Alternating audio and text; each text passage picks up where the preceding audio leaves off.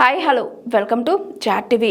అసెంబ్లీలో జరుగుతున్న తీరు చూస్తుంటే నిజంగా చాలా బాధ అనిపిస్తుంది. బయట మేము ఏదైనా మాట్లాడితే అసెంబ్లీకి రండి అంటారు, వస్తే మైక్ ఇవ్వరు. ప్రశ్న అవర్లో సమాధానం ప్రభుత్వం చెప్పటం లేదు. టైంపాస్ కోసం 0 అవర్ నడిపిస్తున్నారు. సాయంత్రం కాగానే అర్బర్గా బిల్లులు పాస్ చేయించుకొని వెళ్ళిపోతున్నారు. కాంగ్రెస్ పార్టీ అధికారంలోకి వచ్చి 2 ఏళ్లకు పైగా అవుతుంది. కేసీఆర్ గురించే మాట్లాడుతున్నారు. ప్రజలకు అన్ని అర్థమవుతున్నాయి. మా నాయకుడు హరీష్ రావు ఇల్లీగల్ మైనింగ్ ను బయట పెట్టాడు. అనేక అంశాలు ప్రభుత్వ అవినీతిని బట్టబయలు చేశారని అన్నారు మాజీ మంత్రి ఎమ్మెల్యే సబితా ఇంద్రారెడ్డి. ఎన్ని ప్రశ్నలు లేవనెత్తినా కూడా దానికి సూటిగా సమాధానం ఉండదు. గత 10 సంవత్సరాల్లో మీరేం చేశారంటారు. 2 సంవత్సరాలు అయిపోయింది మీరు వచ్చి, ఇంకా 10 సంవత్సరాల గురించే మాట్లాడుతున్నారు. కేసీఆర్ గారు ప్రభుత్వం గురించే మాట్లాడతారు తప్పిస్తే మీరు చేస్తున్నది ఏదో చెప్పడానికి అనేది ముందుకు రారనే స్పష్టంగా అర్థమవుతుంది. ఒక్కరు కాదు, ఎవరు మాట్లాడినా 10 ఏళ్ళు మీరేం చేశారంటారు. కొన్ని 10 ఏళ్ళు మేము ఏం చేసామో చెప్పుకుంటామంటే చెప్పడానికి వీల్లేదంటారు. ముందు ప్రశ్న నేరుగా అడగండి అంటారు. ఈరోజు ప్రజలకు నిజంగా ఈరోజు అర్థమవుతుంది, ఈ ప్రభుత్వం ప్రజలకి ఏమీ చేయలేక, ప్రతిపక్షంగా బీఆర్ఎస్ పార్టీని ఎదుర్కోలేక ఏదో ఒకటి బుల్డోజర్గా చేస్తుందనేది అర్థమవుతున్న సందర్భం. ఈరోజు నేను హరీష్ రావు గారు లేవనెత్తిన అంశం ఏదైనా కూడా అసెంబ్లీలో బయట జరుగుతున్న అవినీతిని అసెంబ్లీలో ప్రస్తావించాలని ప్రయత్నం చేస్తూ ఉంటాం. 1 కాదు 2 కాదు, చాలా చాలా చాలా అవినీతికి సంబంధించిన సంఘటనలు గతంలో బయట పెట్టున్నాం. హిల్ట్ పాలసీ కానివ్వండి, సింగరేణికి సంబంధించింది కానివ్వండి, తర్వాత మున్సిపల్ అడ్మినిస్ట్రేషన్లో సంబంధించింది కానివ్వండి, ఇవన్నీ అడుగుతున్న సందర్భంలో ప్రభుత్వం నుండి సమాధానం ఉండదు. నిన్న ఈరోజు ఇసుకకు సంబంధించింది కానివ్వండి, నిన్న హరీష్ రావు గారు ఒక విషయాన్ని ప్రస్తావించినప్పుడు దానికి సమాధానం చెప్పాలి, లేదంటే హౌస్ కమిటీ వేయాలి. కానీ దానికి సమాధానం చెప్పకుండా ఏదైతే పర్మిషన్ లేకుండా నిన్న హరీష్ రావు గారు వివరించున్నారు, మైన్స్ సంబంధించిన పర్మిషన్ లేకుండా రన్ చేస్తున్నారని హరీష్ రావు గారు ప్రస్తావిస్తే ముఖ్యమంత్రి గారు వచ్చి దాని మీద పెనాల్టీ వేశామంటారు. అసలు పర్మిషన్ లేకుండా రన్ చేశారు కదా మీరు అని మేము అడుగుతూ ఉంటే పెనాల్టీ వేశామంటారు.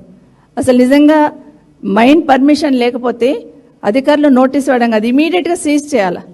సీజ్ చేయకుండా నోటీస్ ఇచ్చారంటే దాని వెనకాల ఏదో మతలబు ఉందని అర్థం. దాని వెనకాల ప్రముఖులైన వాళ్ళు ఉన్నారు కాబట్టి ఆ విధంగా చేస్తున్నారని అర్థం చేసుకోవచ్చు.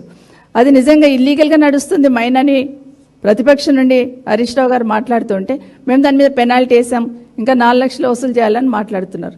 ఇది ప్రజలు గమనిస్తూ ఉన్నారు. చేసిన తప్పును కప్పిపుచ్చుకోవడానికి వాళ్ళ దగ్గర సమాధానం లేదు కాబట్టి ఏదో ఒక రకంగా మొదటి నుండి 2 సంవత్సరాల నుండి జరుగుతున్న తంతే ఎట్లా డైవర్షన్ చేయాలనే దానికి ఈరోజు అసెంబ్లీ సాక్షిగా ఈరోజు ప్రజలందరూ చూస్తున్నారు. ఒకటేమో ప్రతిపక్షంగా మేమేమో దాని మీద హౌస్ కమిటీ వేయండి అంటున్నాం, మేము సిఐడి ఎంక్వైరీ వేసాం కదా, సిబిసిఐడి అంటున్నారు. సిబిసిఐడి ఎంక్వైరీ వేయడానికి ముందుకు వచ్చిన మీకు హౌస్ కమిటీ వేయడానికి ఇబ్బంది ఏంటి? తప్పు చేయనప్పుడు భయం ఎందుకు? అదే బీఆర్ఎస్ పార్టీ నుండి అడుగుతా ఉన్నాం. తప్పు చేయనందుకు భయం ఎందుకు?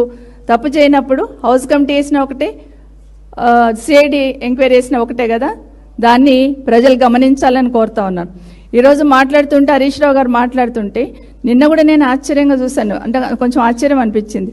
సభలో లేని వ్యక్తుల గురించి పేర్లు ప్రస్తావించొద్దనేది సభలో ఉన్న నిబంధన, కానీ అలాంటిది మా ఎంపీ గారి పేరు అక్కడ మెన్షన్ చేస్తున్నారు. అదేక్కడ న్యాయం? అసలు సభలో లేని వాళ్ళ పేర్లు ప్రస్తావించొద్దనేది ఉంది కదా నిబంధన. మరి ఎంపీ గారి పేరు మళ్ళీ ప్రస్తావించారు, మళ్ళీ ఈరోజు కూడా ప్రస్తావించారు.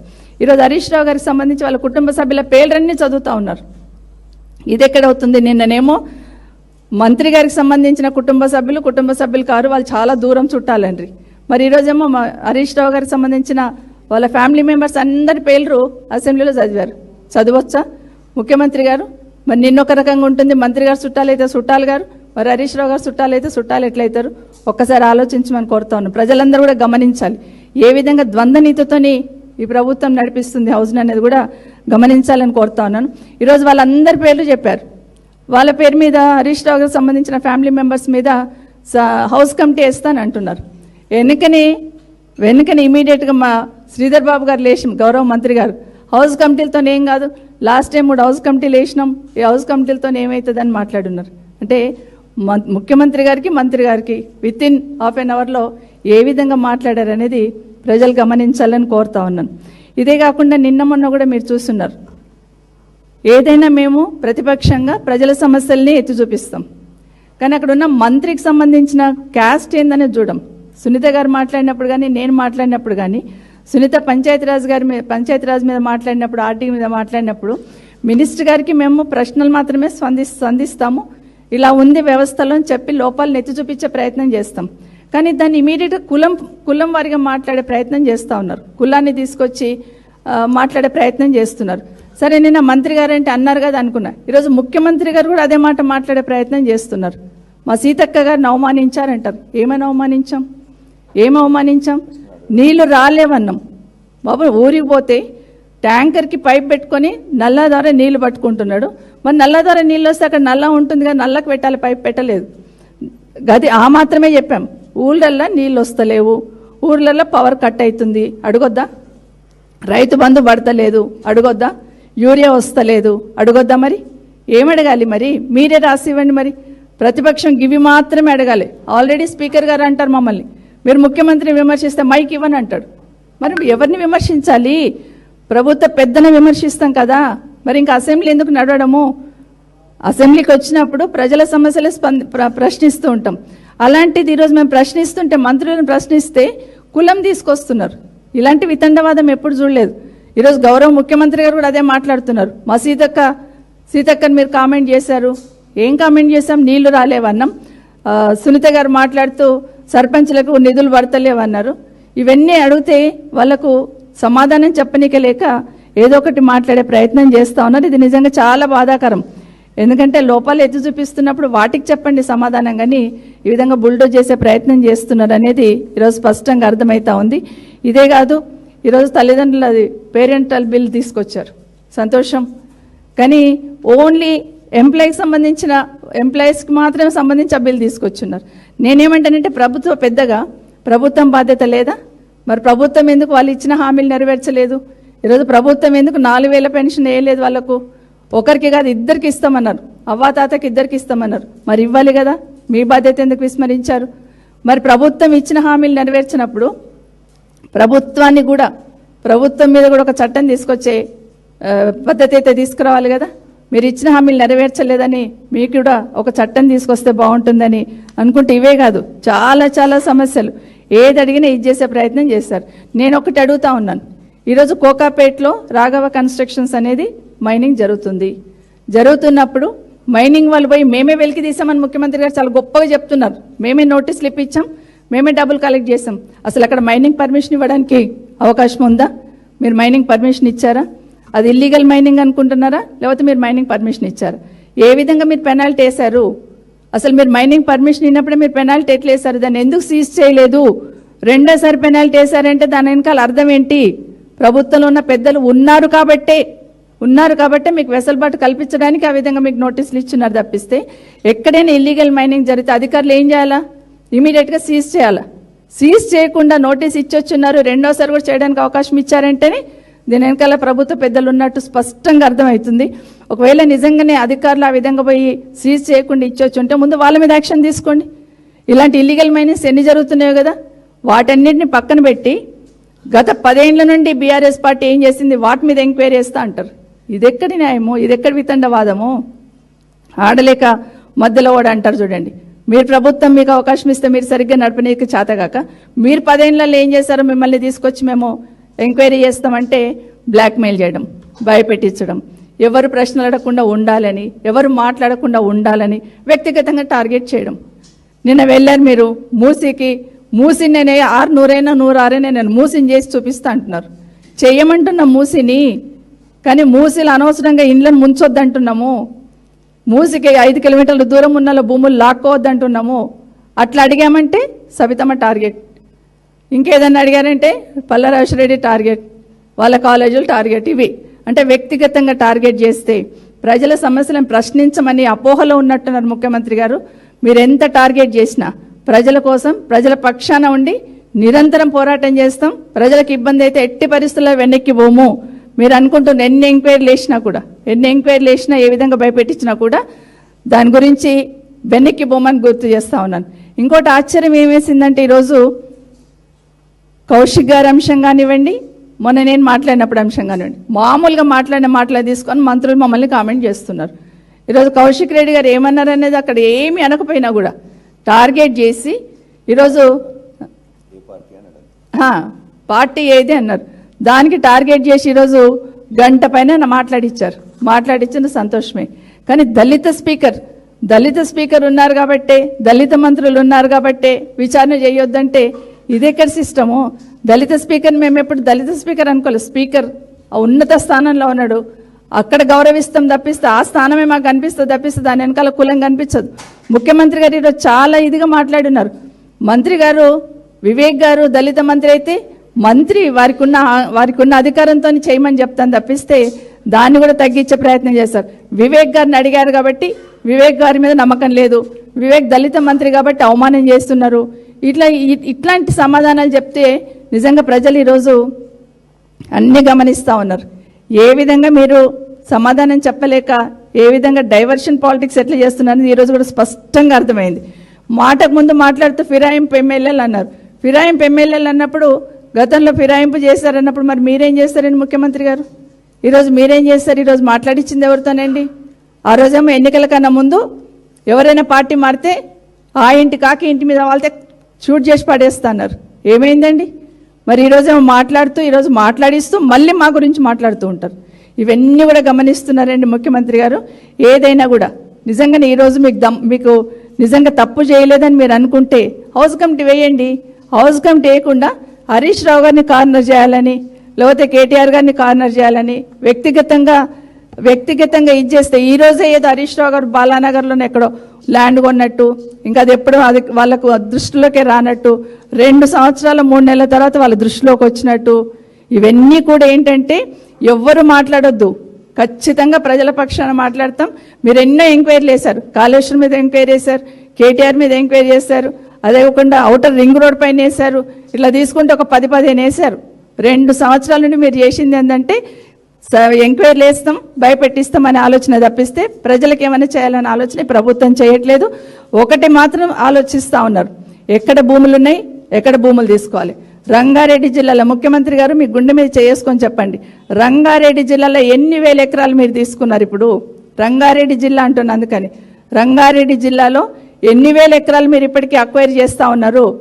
గుట్టు చప్పుడు కాకుండా హెచ్ఎండి అంటారు, ఇంకోటి అంటారు, ఏదో ఒక రకంగా రైతులను భయపెట్టిస్తున్నారు. మీకు రైట్ లేదంటున్నారు, లాగేసుకుంటున్నారు. ఎందుకు లాగేసుకుంటున్నారని కనీసం సమాధానమైనా చెప్తున్నారా మీరు?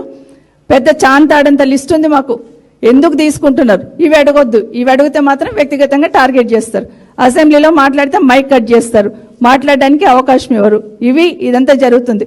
నిజంగానే మీరు పద్ధతిగా పాలన చేస్తే ప్రతిపక్షం అడగడానికి మైక్ ఇవ్వడానికి భయం ఎందుకు పోస్ట్పోన్ చేసుకొని వెళ్ళిపోతుంటారు? ఎందుకు బుల్డోజ్ చేసుకొని వెళ్ళిపోతుంటారు? ఎందుకు చర్చ పెట్టరు? ఇవన్నీ కూడా ప్రజలు గమనిస్తున్నారు. ప్రతిసారి మాటకు ముందు రండి అసెంబ్లీకి అంటారు. అసెంబ్లీకి వచ్చినాక సమాధానం చెప్పకుండా ఏదో ఒక రకంగా బుల్డోజ్ చేసుకొని వెళ్ళిపోతున్న ఈ ప్రభుత్వ పనితీరును ప్రజలు ఖచ్చితంగా గమనిస్తూ ఉన్నారు. నిజంగా మీరు ఏ తప్పు చేయకపోతే ఎందుకు హౌస్ కమిటీ వేయలేదు? హౌస్ కమిటీ వేయాల్సిందని ఈ ప్రభుత్వాన్ని డిమాండ్ చేస్తూ ఉన్నాను.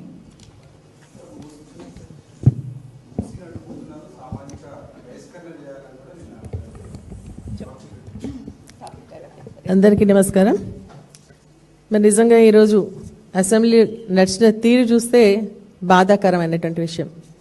ఎందుకంటే ప్రతిపక్షం ఉన్నదే ప్రజలకు సంబంధించినటువంటి అంశాలపైన మాట్లాడడానికి, కానీ ఈరోజు ప్రతిపక్షం ఏదైతే ప్రజా సమస్యలు మాట్లాడేందుకు టైం అడుగుతా ఉందో మైక్ ఇవ్వకుండా, మరి అదే విధంగా ఏదైతే ఇంపార్టెంట్ క్వశ్చన్స్ ఉంటాయో లేకుంటే ఇంపార్టెంట్ ఇష్యూస్ ఉంటాయో దాన్ని మాట్లాడుతున్నటువంటి సందర్భంలో కావాలని టైంపాస్ చేసుకొని మరి అది మధ్యాహ్నం దాకా తీసుకెళ్ళి దాన్ని అడ్జెంట్ చేసి లేకుంటే మళ్ళీ ఇంటర్వెల్ అని చెప్పేసి ఇచ్చేసి మేము మాట్లాడేటువంటి అంశాన్ని ప్రజల దృష్టికి వెళ్లకుండా మరి కుట్ర పన్నుతుంది ఈరోజు ప్రభుత్వం. ఎందుకంటే అధికారం ఉంది కదా, మాకు ఇష్టం వచ్చినట్టుగా మేము అసెంబ్లీ నడిపించుకుంటామని చెప్పేసి మరి వాళ్ళు నడిపించినటువంటి తీరు చూస్తే నిజంగా కూడా అసెంబ్లీకి ఒక బ్లాక్ డే, ప్రజాస్వామ్యాన్ని కూని చేస్తున్నారని స్పష్టంగా చెప్పొచ్చు. ఇప్పుడు నిజంగా కూడా మరి రాఘవ మైనింగ్కి సంబంధించి ఇల్లీగల్ మైనింగ్ జరుగుతుంది అన్నప్పుడు మరి అదేవిధంగా మా పార్టీ తరఫున మేము హౌస్ కమిటీ వేయమన్నప్పుడు మీకు ఎందుకు భయం? తప్పు చేయనప్పుడు మరి హౌస్ కమిటీ వేసినందుకు మీకు ఎందుకు భయం అని చెప్పేసి మేము స్పష్టంగా అడుగుతా ఉన్నాం. దానికి మరి ఇప్పుడు అక్క చెప్పినట్టుగా మా పార్టీకి సంబంధించినటువంటి నాయకులందరి పేర్లు, వాళ్ళ పార్టీకి సంబంధించినటువంటి కుటుంబ సభ్యులకు బిజినెస్ ఉందా, ఇక్కడ అక్కడ తోక ఉంటుంది, చుట్టరికం కలుస్తుంది, వాళ్ళు బిజినెస్ చేసుకోకుండా ఎట్లా అని చెప్పి సీఎం గారు మాట్లాడతారు. మరి అదే మరి నిజంగా మీకు వర్తించినప్పుడు మరి అపోజిషన్కి కూడా వర్తిస్తుంది కదా. మరి ఇక్కడ కూడా చుట్టాలు బిజినెస్ చేసుకోవద్దా, ల్యాండ్ ఇష్యూస్ ఉన్నాయండి, వాటిపైనేమో హౌస్ కమిటీ వేస్తారంట. మేము అడిగిన దానికి మాత్రం హౌస్ కమిటీ వేయడానికి వీలు లేదు, సిబిసిఐడిఏ ఇస్తారని చెప్పేసి చెప్తా ఉన్నారు. ఇది ఎక్కడ న్యాయం ధర్మం అని చెప్పేసి ఈ సందర్భంగా అడుగుతా ఉన్నాం. ముఖ్యంగా ఏంటంటే ఈరోజు మరి నిన్న జరిగిందంతా ఇష్యూ ఈ యొక్క మైనింగ్ పైన మాట్లాడుతున్నప్పుడు మరి బిజినెస్ కంప్లీట్ చేసుకొని వెళ్ళిపోవడం జరిగింది. ప్రతిపక్షాలకు ఎవరు కూడా మైక్ ఇవ్వలేదు. ఈరోజు మార్నింగ్ వచ్చిన తర్వాత కూడా మరి కేటీఆర్ గారి పైన, హరీష్ రావు గారి పైన సీఎం గారు ఇష్టం వచ్చినట్టుగా మాట్లాడిన తర్వాత మాకు మైక్ ఇవ్వండి అని చెప్పేసి టికెల్స్ గట్టిగా కేసీఆర్ గారు కానీ హరీష్ రావు గారు కానీ అడుగుతూ ఉంటే కూడా వాళ్ళకి మైక్ ఇవ్వకుండా ఏదైతే బిల్లు ఉందో ఆ బిల్లు పైన మీరు మాట్లాడితే మేము మైక్ ఇస్తాం తప్ప మరి ఈ మైనింగ్ పైన మాట్లాడితే ఇవి ఇయ్యము అంటే వాళ్ళు చెప్పినట్టే ప్రతిపక్షం మరి నడుచుకోవాలా, ప్రజల ఇష్యూస్ మరి ప్రభుత్వం దృష్టికి తీసుకురావద్దా అని చెప్పేసి నేను ఈ సందర్భంగా అడుగుతా ఉన్నాను. మరి అదేవిధంగా ఏంటంటే ఈరోజు మన 6 గ్యారంటీలు, ఎందుకంటే 6 గ్యారంటీలు 420 హామీ పైన మేము మాట్లాడుతున్న ఈ వారం రోజుల్లో కూడా స్పష్టంగా అడుగుతా ఉన్నాం. దాన్ని ఏంటంటే డైవర్ట్ చేయాలనే ఒక ఆలోచనతో డైవర్షన్ పాలిటిక్స్ కిందనే మరి ఇదైతే మైనింగ్ ఇష్యూ కూడా ఉందో దాన్ని డైవర్ట్ చేయాలనే ఒక ఆలోచనతోనే ఈరోజు సభా వ్యవహారం నడిచినటువంటి తీరు దానికి అద్దం పడుతుందని చెప్పేసి తెలుస్తుంది. ఎందుకంటే కౌశిక్ రెడ్డి గారు ఏదైతే మైక్ ముందైతే ఏం మాట్లాడలేదు, మరి మేమందరం కూడా మరి పెద్దలు మన కడియం శ్రీహరి గారికి మైక్ ఇచ్చినప్పుడు మీరు ఏ పార్టీ అని చెప్పేసి అడగడం జరిగింది. వాస్తవంగా స్పీకర్ గారు వారిని బీఆర్ఎస్ పార్టీ అని చెప్పడం జరిగింది. కాబట్టి వారు మైక్ అందరి మరి కాంగ్రెస్ పార్టీ సభ్యులకు మైక్ ఇస్తూ మరి వారు కూడా ఇచ్చినప్పుడు మీరు ఏ పార్టీ అని చెప్పేసి అందరం కూడా అడగడం జరిగింది. దానికి ఈరోజు కౌశిక్ రెడ్డి మరి ఏదో మాట్లాడిందని చెప్పేసి ఇంతవరకు కమిటీస్ వేయలే. 2.5 years అవుతుంది. అసెంబ్లీ కమిటీస్ ఉంటాయి, welfare committees, women and child welfare, SC ST BC minority, ఇవన్నీ కమిటీస్ ఉంటాయి.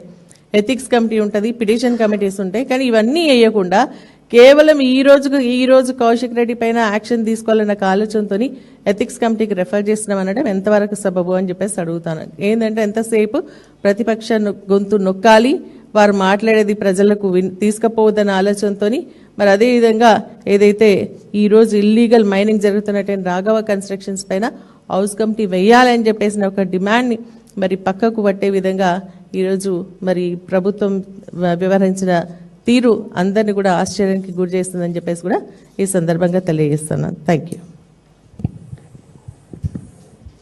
అందరికీ నమస్కారం. ఈరోజు ఇప్పుడే సబితక్క సునీతక్క కూడా క్లియర్గా మాట్లాడినరు. 2 విషయాలు, సభా సాంప్రదాయాలు పాటించట్లేదని చెప్పేసి కాంగ్రెస్ పార్టీ నాయకత్వం, ముఖ్యమంత్రి మమ్మల్ని ఎలా ఆడిపోసుకుంటూ 1 నిమిషమన్నా మాకు మైక్ ఇచ్చిండ్రా ఇవాళ ప్రజలందరూ కూడా చూసిండ్రు. మేము అడిగింది ఏంటి, సభా సంఘం వేయాలి అన్నాం. సభా సంఘం వేస్తాం, కానీ 10 ఏళ్ల నుంచి జరిగిన వాటి మీద వేస్తాం, మీరు అడుగుతున్న వాళ్ళ కుటుంబ సభ్యుల మీద వేస్తాం. కానీ ఇవాళ 2.5 సంవత్సరాల నుంచి ఈ రాష్ట్రాన్ని దాచుకుంటున్న అక్రమార్కుల మీద మాత్రం వెయ్యం. అదే నీతి. రాహుల్ గాంధీ గారు జాయింట్ పార్లమెంటరీ కమిటీ గురించి, సభా సంఘం గురించి ప్రతిరోజు పార్లమెంట్లో అడుగుతాడు. అక్కడొక విధానం, ఇక్కడొక విధానం. స్టాక్ మార్కెట్ మీద వారు అడుగుతారు, అదాని యొక్క అక్రమాల మీద అడుగుతారు,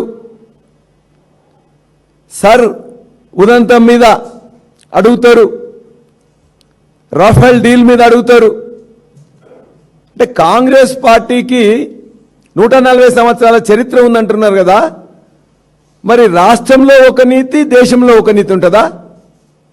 హౌస్ కమిటీ ఏమని పదే మీ యొక్క అధ్యక్షుడు రాహుల్ గాంధీ అడగడానికి మాత్రం ఒక నీతి. ఇక్కడ ప్రతిపక్షంగా మీరు చేసిన అక్రమాలు ఇవాళ సభలో చాలా క్లియర్గా, ఇవాళ హరీష్ రావు గారు పెట్టిన ప్రతి పేపర్ కూడా మేము సృష్టించింది కాదు. అక్కడ మీరు అక్రమంగా ఇవాళ పొంగులేడి శ్రీనివాసరెడ్డి గారి బంధువులతో కూడిన రాఘవ కన్స్ట్రక్షన్స్, వారి తండ్రి గారి పేరు రాఘవ, వారి కొడుకు అందులో సభ్యుడు, భార్య డైరెక్టరు, తమ్ముడు డైరెక్టరు, వాళ్ళందరూ దూరపు బంధువులంట. ముఖ్యమంత్రి గారు చెప్తారు, వారేమో దూరపు బంధువులు. ఆ సంస్థ రాఘవ అనేది వారిది కాదు. చెప్పుకోవడానికి సిగ్గుపడాలి. సభ్య సమాజం. Hi, this is Swathi. Like చేయండి, షేర్ చేయండి, కమెంట్ చేయండి అండ్ సబ్స్క్రైబ్ చేయండి GRTV.